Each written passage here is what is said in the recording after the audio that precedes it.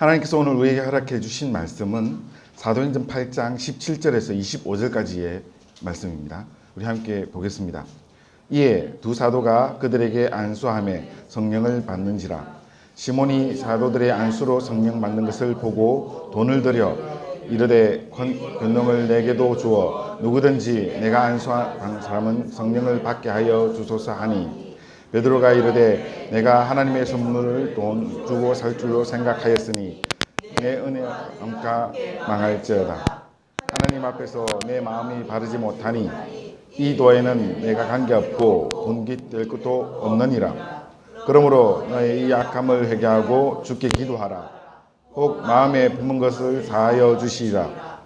내가 보니 너는 악독이 가득하여 불의에 메인다 되었도다. 시몬이 대답하여 이르되 나를 위하여 주께 기도하여 말하는 것이 하나도 내게 임하지 않게 하소서 하니라. 두 사도가 주의 말씀을 정언하여 말한 후 예루살렘으로 돌아갈새 바리새인만에 복음을 전하니라. 아멘. 오늘 우리가 봤던 이 본문은 사도행전 최초에 나타나는 이단 시몬에 관한 내용입니다. 그런데 이 시몬이 어떤 사람인가, 이것보다 더 중요한 것이 오늘 우리 말씀 속에 있었는데, 그것은 뭔가 하면 바로 두 사도가 지금 이 문제에 대해서 어떻게 반응하고 있는가라는 문제입니다. 왜냐하면 이단 시몬보다 하나님의 관점을 더 발견하기 쉬운 것이 두 사도의 행동입니다. 그래서 오늘 우리가 나눌 이 말씀은 두 사도가 도대체 어떻게 반응하고 있는가, 그리고 그 반응의 결과는 무엇인가, 이런 것에 대해서 우리가 함께 나눠보겠습니다. 우리가 봤던 말씀 속에 이 시몬은 원래 성경 속에 나타나 있는 최초의 기독교 이단입니다. 이를 통하여서 뒤에 수많은 이단들이 만들어집니다. 그렇지만 이 이단보다 더 중요한 것이 그 가운데 하나님은 이 문제를 어떻게 처리해 가고 있는가, 성령 하나님께서는 이 문제를 어떤 방식으로 사람들이 알기 원하시는가, 오늘 그 말씀을 함께 나누겠습니다. 먼저 함께 본 말씀 17절 다시 한번 읽어보겠습니다. 자, 시작. 이에 두 사도가 그들에게 안수하며 성령을 받은지라. 두 사도가 안수하며 성령을 받는지라 라고 되어 있는데, 이 두 사도는 베드로와 요한을 말합니다. 베드로와 요한이 가서 안수했는데 성령께서 그 가운데 임재하셨습니다. 그리고 그 성령을 통하여서 보통 지금 우리가 이제 신학적으로 알려진 바로는 사마리아에서 생긴 오순절 성령의 사건이라 이렇게 표현합니다. 그리고 역사적으로 보면 가장 처음으로 사마리아에서 성령의 운동이 일어난 것이고, 예루살렘에서 시작됐던 이 성령 운동은 사마리아로 번져나가는 가장 첫 번째 단계가 오늘 우리가 읽었던 이 말씀입니다.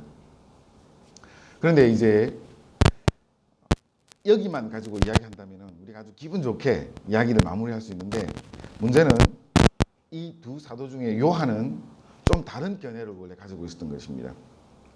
요한은 원래 사마리아에 대해서 아주 안 좋은 감정을 가지고 있던 사람입니다. 누가복음 9장 51절에서 56절 말씀을 함께 보겠습니다. 자, 시작. 예수께서 승천하실 때 예수는 올라가기를 굳게 결심하시고 사자들을 앞으로 보내었으며 그들이 가서 예수를 위하여 준비하려고 사마리아인의 마음에 들어가시니, 예수께서 예루살렘을 향하여 가시기 때문에 그들이 받아들이지 아니하는지라. 제자 야고보와 요한이 이를 보고 이르시되 주여, 우리가 불을 명하여 하늘로부터 내려 저들을 멸할까? 예수께서 돌아보시며 꾸짖으시고 가시니라. 이거는 잘 알려지지 않은 본문이기 때문에 이런 일이 있었나 그렇게 생각하기 쉽습니다.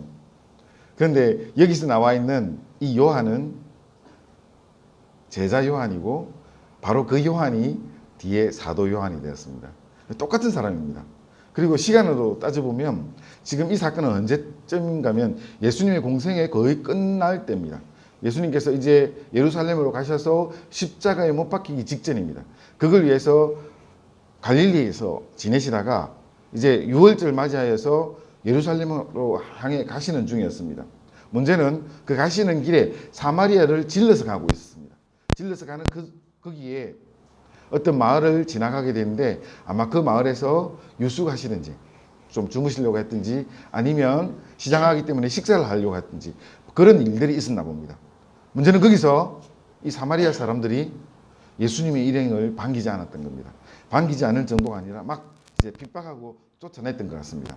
그러니까 그 상황을 보고 있었던 요한이 굉장한 분노를 일으키면서 했던 이야기가 54절에 있는 말씀입니다. 야고보와 함께 했던 말이 주여 우리가 불을 내려서 하늘로부터 내려 저들을 멸하기를 원하시나이까. 간단하게 이야기하면 하늘에서 불을 확 떨어뜨려 가지고 이 마을을 다 없애버릴까요? 그렇게 이야기하는 겁니다. 예수님께서 그를 꾸짖으시고 그냥 그 자리를 피해갔습니다. 시간이 얼마만큼 흘렀는가 하면요, 아무리 길어도 2년 미만입니다. 아무리 길어도 짧으면 1년도 안 되는 시간일 수도 있습니다. 요한 이렇게 굉장히 화를 냈던 그곳을 향해서 와서 안수하는 사람이 되었습니다. 원래 그는 너무너무 화가 나서 그냥 이 사마리아가 싹 사라지기를 바랬던 사람인데 지금 와서 그는 안수하면서 성령 하나님께서 그 가운데 임재할 수 있도록 통로가 된 사람입니다. 요한은 원래 별명이 있습니다. 요한은 우리의 아들이라는 별명을 가지고 있습니다. 이건 좀 더 쉽게 이야기하면 천둥의 아들이라는 말입니다. 아마 목소리가 굉장히 컸을 것 같고요. 그리고 굉장히 성격이 갈갈하지 않았을까 이렇게 추측할 수 있습니다. 변명을 가지고 우리가 이걸 생각할 수 있습니다. 그런데 이렇게 갈갈하고 목소리도 크고 자기 마음대로 하는 그런 사람이었던 사람이 변화되어서 뒤에 별명이 어떻게 바뀌는가 하면 사랑의 사도라고 이름이 바뀝니다. 똑같은 사람인데 앞에서는 우리의 아들이었다가 뒤에 사랑의 사도라고 이름이 바뀌는 겁니다. 어떻게 이런 일이 가능했겠습니까? 요한에게는 엄청난 어떤 변화가 일어난 겁니다. 성경 말씀을 통해서 요한은 도대체 어떤 변화가 일어났을까? 우리가 찾아보면 성경 속에 나타나는 단서는 딱 한 가지가 있습니다. 바로 오순절 성령의 임함을 통해서 그가 그 전후 사람이 바뀐 것입니다. 성령의 임재로 인해서 그의 인격이 새롭게 변화되었습니다. 그것을 직접 경험하고 그 이후에 그는 전혀 다른 사람이 되는 것입니다. 우리가 주목해야 될 사실이 있는데요. 뭔가 하면 앞에 우리가 잠깐 참고 자료를 읽었던 누가복음과 지금 우리가 보고 있는 이 본문 사도행전은 똑같은 사람이 적은 것입니다. 같은 사람이 적은 내용입니다. 그래서 누가복음에 기록할 당시의 요한과 사도행전에 기록할 당시의 요한을 똑같은 사람이 보고 적은 것입니다. 그렇기 때문에 요한의 분명한 변화를 기록한 사람은 알고 있습니다. 똑같은 내용에서 그는 어떻게 이렇게 극적인 변화가 일어날 수 있었습니까? 하나님의 임재 속에서 그의 인격이 변화된 것입니다. 그렇게 변화될 수 있는 그 인격은 어디까지인가 하면 전 인격입니다. 처음부터 마지막까지 모든 부분의 인격이 변화된 것입니다. 과거의 인격은 요한은 자기 중심에 자기가 하고 싶은 대로 그렇게 살아가는 사람이었습니다. 그러나 하나님께서 그 가운데 임재하자 그는 하나님께서 역사하시고 하나님께서 일할 수 있는 그런 통로로 변화된 것입니다. 과거의 성격은 정말 괄괄하고 천둥의 아들이라는 이런 별명이 있는 사람이었는데 성령께서 임재하고 난 후에 그는 사랑의 사도라는 이름이 바뀌었습니다. 그렇게 전 인격이 변화될 수 있었던 것입니다. 그리고 그 변화된 인격을 통해서 하나님께서 그 가운데 역사하셨습니다. 주님의 통로로 하나님의 사람으로 살아갈 수 있었던 것입니다. 가는 곳곳마다 사랑의 사도를 이름을 가지고 하나님의 사랑을 나타낼 수 있는 하나님의 사랑을 흘릴 수 있는 그런 사람으로 변화된 것입니다. 오늘 이 시대에도 하나님께서는 우리의 전 인격을 통하여 복음을 전하기 원하십니다. 그리고 또한 우리의 전 인격을 사용하여서 하나님께서 지금 이 시대에 바로 하나님의 사람을 찾기 원하십니다. 누가 이 시대에 성령 하나님의 임재를 통하여서 통로가 될 수 있겠습니까? 예수님을 구주로 믿고 하나님 나라를 살아가는 바로 우리가 전 인격을 통하여서 하나님을 전할 수 있는 사람들입니다. 하나님께서는 우리의 모든 인격을 통해서 우리가 만나는 모든 사람들에게 역사하십니다.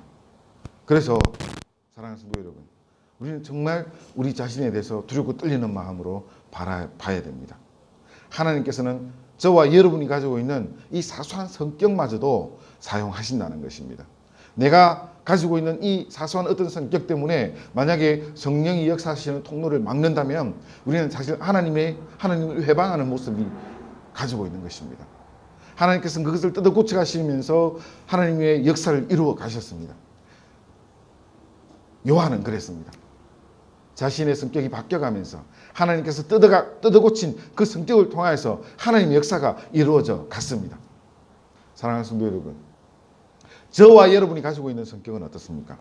저와 여러분이 가지고 있는 우리의 모습은 또한 어떻습니까? 하나님께서 우리의 모습을 통해서 역사하시기 원하십니다.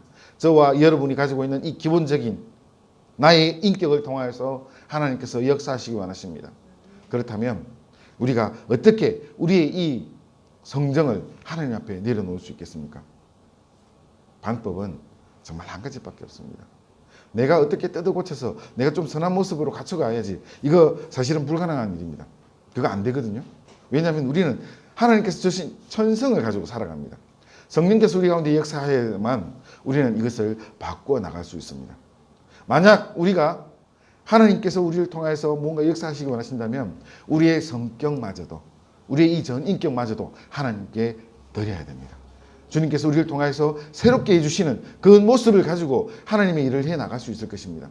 사랑하는 성도 여러분, 주님 앞에 여러분의 성격을 드리십시오. 주님 앞에 여러분의 전 인격을 드리십시오. 하나님께서 여러분을 통해서 새롭게 역사하실 것입니다.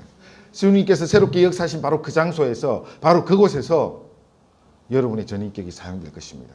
그리고 여러분이 전 인격을 사용하여서 하나님께서 찾고자 하는 귀한 영혼을 주님께로 돌이키게 될 것입니다. 나는, 여러분은 그렇게 사용되는 사람들입니다. 전도를 뭔가 멋지게 하고 싶은 사람들이 있을 겁니다. 여러분, 거기서 자신을 내려놓으십시오. 하나님께서 사용할 수 있도록 내려놓으십시오. 그러면 주님께서 그 가운데 역사하십니다. 그리고 주님의 방법으로 우리를 새롭게 하시고 하나님께서 하나님의 방법으로 우리를 말하게 하실 겁니다. 우리는 말을 통해서 주의 복음을 전합니다. 그러면 그 다음에 이 인격은 우리의 말을 통해서 남에게 전하시고 그것을 통해서 누군가를 마주치게 되는데 그 마주치는 사람과 우리의 인격이 만나게 되는 것입니다. 요한은 바로 이 부분이 변화됐습니다. 여러분, 요한은 바로 요 얼마 전까지만 해도 사마리아에 불이 떨어져서 저 마을들이 다 없어졌으면 좋겠다고 이렇게 믿던 사람입니다. 그런 마음을 가지고 있었던 사람입니다. 그런데 지금 우리가 읽었던 이 말씀에는 그 사마리아로 가서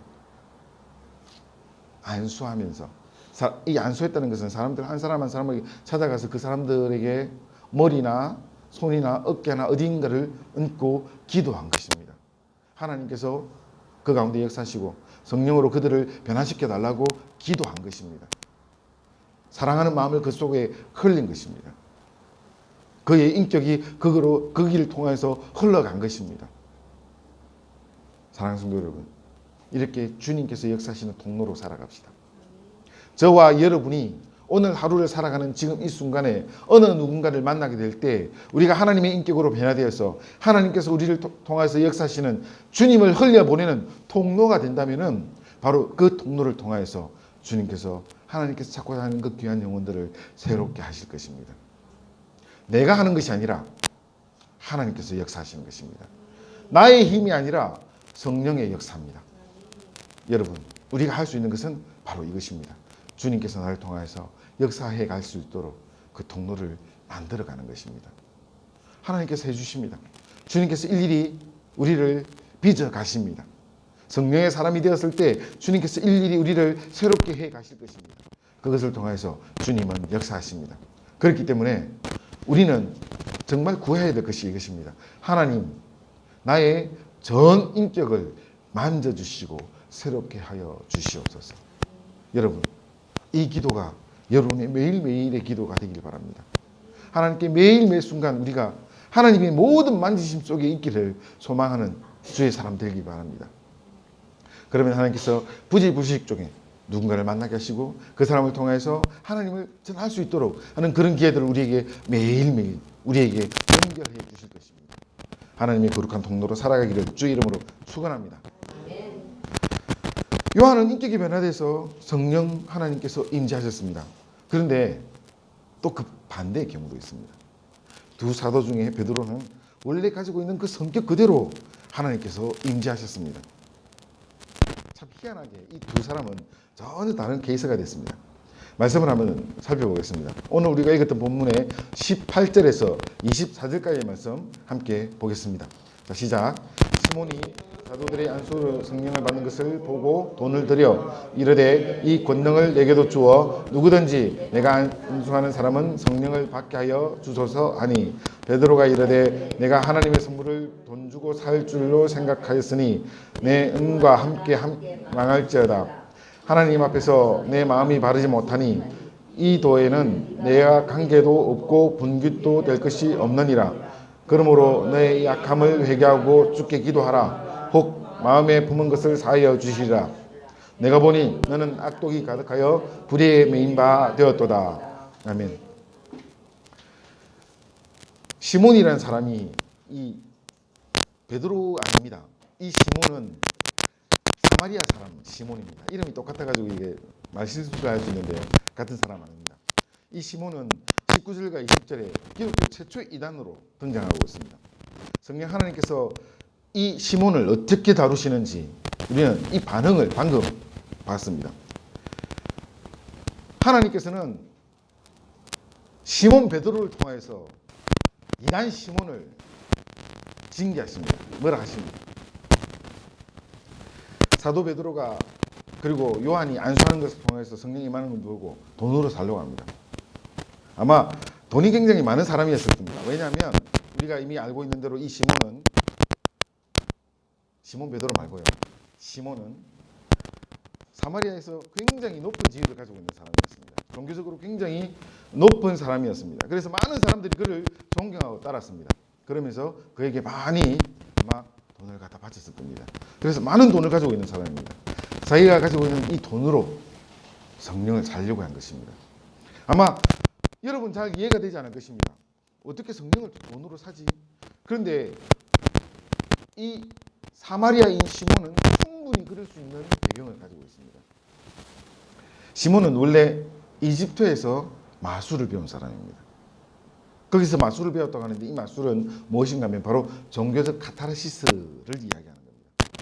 아마 이집트에서 그는 어떤 종교적인 상황에 갔을 때 거기에 그 황홀경에 빠지고 있는 그런 모습을 봤을 것이고 그것에 대해서 배우고 왔을 것입니다. 그리고 사마리아에서 자기가 배웠던 이 종교적 카타르시스, 이 황홀경에 빠지는 것들을 그 많은 사람들 앞에서 행했을 것입니다.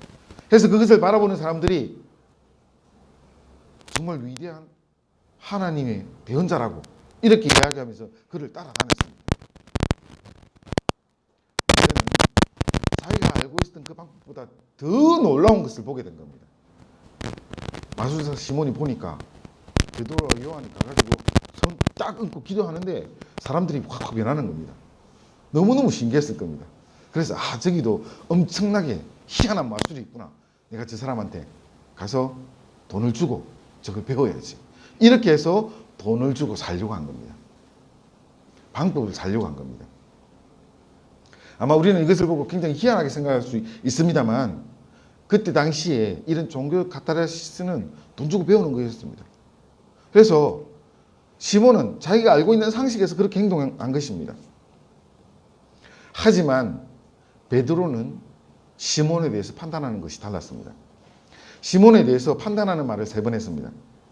20절과 21절과 23절에 시몬에 대해서 어떻게 판단하는가 하면 20절에 먼저 이렇게 이야기합니다. 베드로가 이르되 내가 하나님의 선물을 돈 주고 살 줄로 생각하였으니. 그리고 21절에 하나님 앞에서 내 마음이 바르지 못하니. 그리고 23절에 내가 보니. 이렇게 시몬에 대해서 판단하고 있습니다.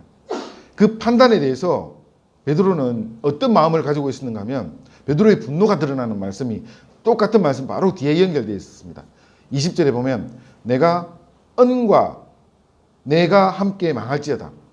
21절에 보면 이 도에는 내가 관계없고 분깃될 것도 없느니라. 그리고 23절에 너는 악독이 가득하여 불의에 메인 바 되었도다. 이게 베드로가 보는 판단 근거입니다. 하나님께서 베드로를 지금 이 시몬을 다루는데 사용하시고 있는데 희한하게도 베드로가 가지고 있는 이 성정을 하나도 바꾸지 않고 그대로 사용하고 있습니다. 우리가 알고 있는 대로 베드로는 원래 아주 다혈질적인 사람입니다. 굉장히 성격이 급한 사람입니다. 성령 하나님께서 임재한 그 상태에서 베드로는 이 급한 성격인 다혈질이 그대로 사용되고 있었습니다. 변하지 않았습니다. 대신에 그 다혈질적인 성격을 하나님께서 사용하기 시작했다는 겁니다. 사용하는 방법이 달라진 것입니다. 과거에는 자기가 자기 성질대로 막 행동했습니다. 그런데 이제 성령께서 임재하고 난 후에 그는 자기 성질대로 하는 것이 아니라 성령 하나님의 원하는 대로 자기 성격을 사용하고 있는 것입니다. 예를 들자면 예수님께서 잡히시는 그날 밤에 말고의 길을 자른 사람이 있습니다. 성경을 찾아보면 옆에 있는 누가 잘랐다 이렇게 돼 있는데 베드로입니다. 베드로가 말고의 길을 잘랐습니다. 베드로가 왜 말고의 길밖에 못 잘랐을까요? 제가 했으면 목을 싹 잘랐을 것 같은데 귀밖에 못 잘랐습니다. 왜 그러는가 하면요, 투구를 쓰고 있기 때문에 귀만 나와 있습니다. 아마 베드로가 칼을 잘 썼을 겁니다. 그래서 잘랐는데 투구 사이에 있는 귀가 잘린 겁니다. 그 정도로 이제 성격이 너무 갈갈하고 행동으로 바로 드러나는 사람입니다. 그런데 성령께서 임재하고 난 후에 베드로는 자기가 가지고 있는 이 원래 갈갈하기 짝이 없는 이 다혈질적인 성격이 그대로 사용되어서 초대교회 최초의 설교자가 됩니다. 그가 말하는 이 말을 통해서 한꺼번에 3,000명씩, 5,000명씩 하나님께로 돌아오는 놀라운 역사가 일어나는 것입니다. 그의 설교를 통해서 유대인들은 회개하고 예수님을 구주로 믿고 주님께로 돌아옵니다. 베드로는 성격이 바뀐 것이 아니라 사용하는 주체가 바뀌었습니다. 마술사 시몬을 대하는 태도를 보십시오. 베드로는 사마리아에서 종교적 카리스마를 이용해서 사마리아 사람들을 영적 세계를 지배하고 있는 이 마술사 시몬에 대해서 엄청 심하게 꾸짖고 혼내고 있습니다. 주목해야 될 이 사실은 베드로가 자기의 이 전인격적인 부분 중에 이 다혈질적인 성격을 하나님께서 사용하시고 있다는 것입니다. 임재하기 전이나 임재하고 난 후에나 똑같은 방식으로 사용하고 있다는 것입니다. 그리고 성령께서 베드로의 이 다혈질적인 성격을 그대로 사용하셔서 오히려 이 복음의 진보가 일어나도록 하고 있습니다. 어떤 방법인가 하면 마술사 시몬, 이단 시몬을 꾸짖는데 베드로의 이 성정을 그대로 사용하고 있습니다. 사랑하는 성도 여러분, 우리는 보통 이제 착각하고 있는 것 중에 하나가 예수 믿는 사람은 착해야 된다, 이런 어떤 컴플렉스를 가지고 있습니다.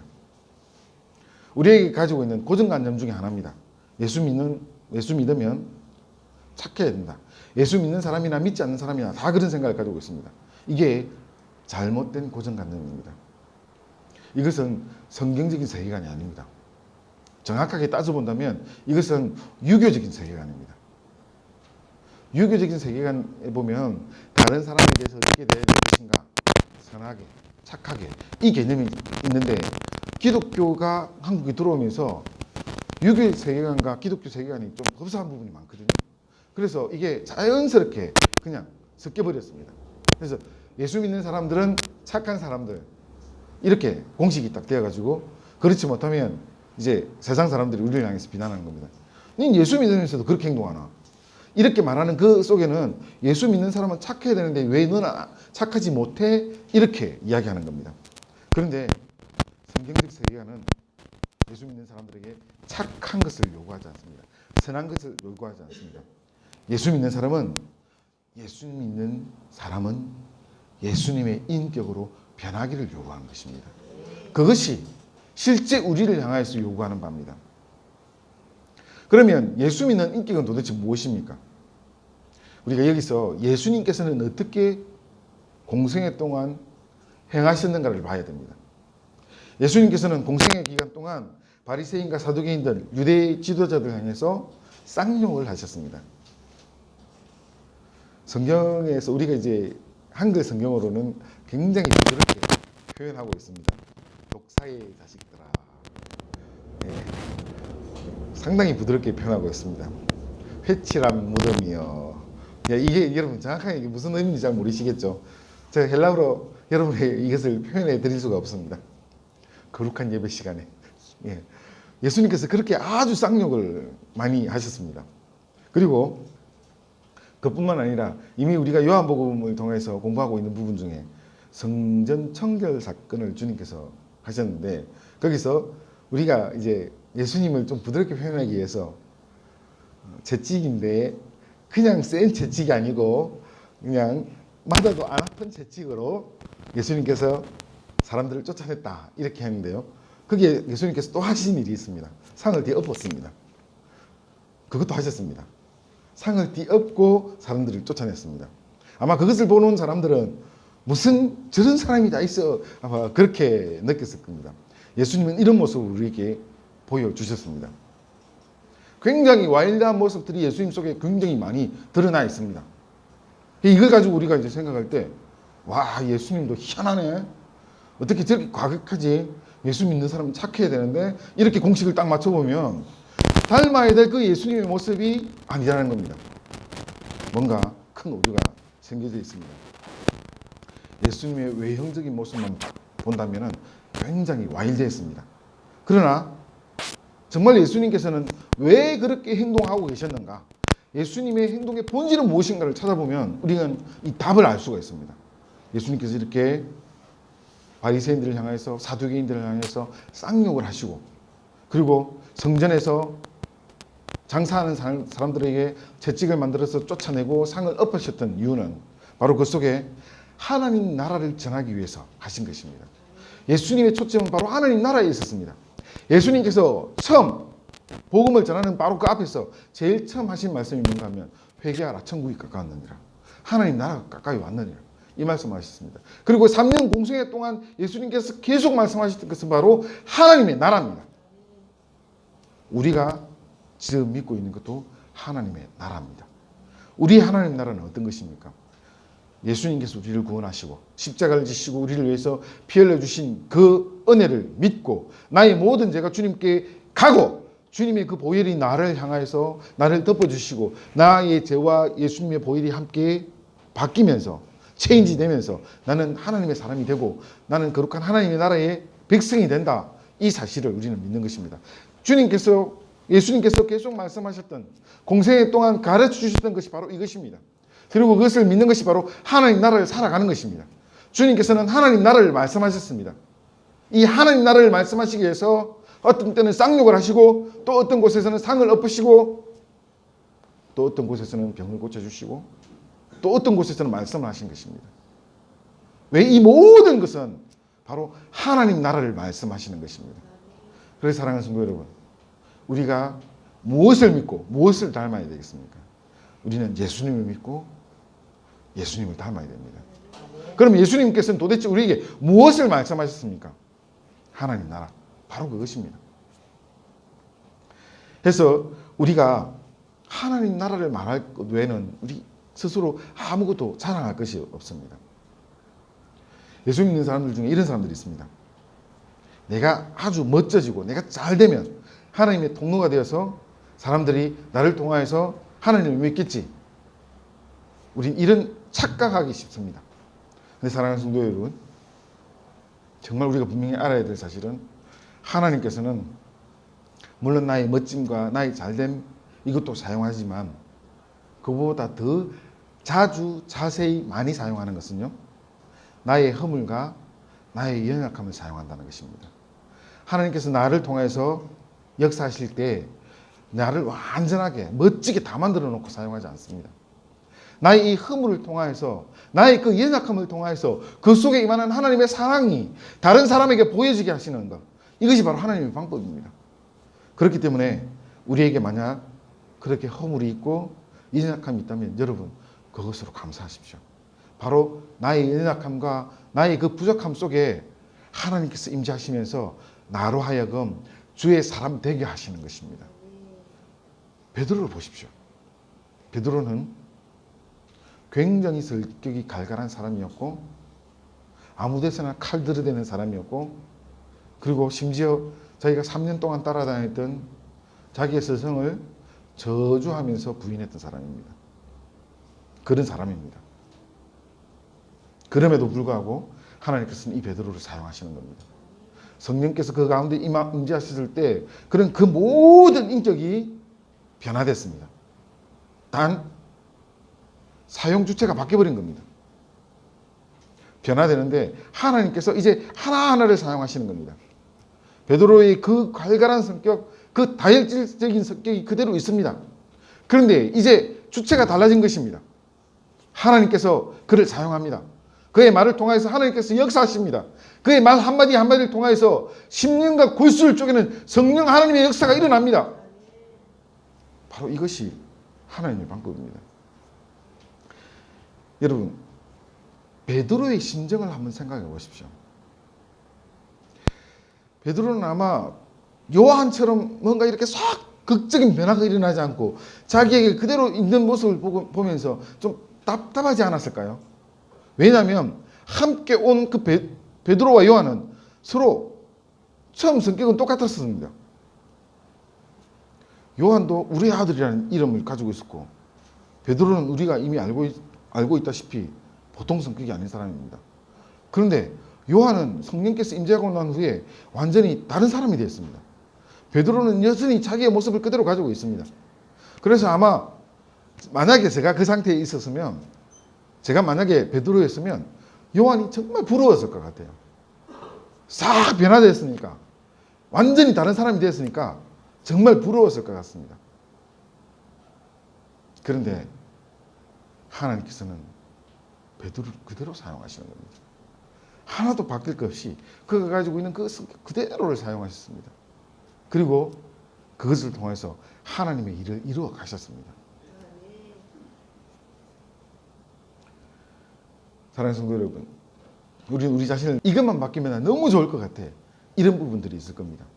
그래서 그것 가지고 우리는 하나님 앞에 나가서 애절하게 기도할 때가 있습니다. 근데 여러분, 생각을 조금만 바꿔서 나의 이 연약하고 부족하고 쓰잘데기 없는 이 부분을 통해서 하나님 역사해 주세요. 주님 나를 사용해 주세요. 만약에 그렇게 기도할 수 있다면 나의 이 연약함은 하나님의 날쌘 금이 될 것입니다. 나의 이 연약함을 통해서 주님은 강한 사람들을 부끄럽게 만드실 것입니다. 이것이 하나님의 방법입니다. 자, 그러면 우리가 또 기대를 합니다. 하나님, 나 이거 부족한데요. 예를 들어가지고 나 좀 성격이 모나가지고요. 다른 사람들한테 욕을 많이 듣는데요. 나의 이 성격을 통해서 성격 좋은 사람들을 부끄럽게 해주세요. 이런 기도 아닙니다. 이거 아니고요. 나의 이 연약함을 통해서 하나님께서 나를 사용해서 주의 말씀, 하나님 나라가 정거되게 해주세요. 이 기도입니다.